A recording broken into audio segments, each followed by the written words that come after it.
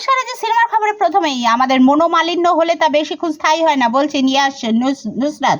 রাত প্রায় 10টা জিৎ চক্রবর্তী পরিচালিত ওয়াইডি ফিল্মের আরই ছবি প্রচারের কাজ শেষ করে মুখোমুখি হলেন যশ দাশগুপ্ত নুসরাত জাহান। তখন তারা বেজায় ক্লান্ত। মায়ের চরিত্রে মৌসুমী চট্টোপাধ্যায় রাজি না হলে এই ছবিটা তৈরি হতো না বলছেন নুসরাত জাহান। আমিরের ছবিতে বিশেষ চাহিদা সম্পন্নরা মুক্তির অপেক্ষায়। আমির খানের সিতারে জমিন পর ছবিতে মুখ্য চরিত্রে রয়েছেন মোট 10 জন এমন অভিনেতা যারা বিশেষভাবে সক্ষম। সম্প্রতি সে কথা সামনে এনেছেন আমির নিজেই। 2007 সালে মুক্তিপ্রাপ্ত আমিরের ছবি তারে জমিন পরের সিকুয়েল এই ছবি শহরে আরিয়ান। কলকাতায় আসতে চলেছেন আরিয়ান খান। আগামী শনিবার নিজের পানীয় ব্র্যান্ডের লঞ্চ উপলক্ষে শহরে আসছেন শাহরুখ খানের পুত্র। ছবির রেকর্ড নজির গড়ল সৃজিত মুখোপাধ্যায়ের ছবি অতি উত্তম।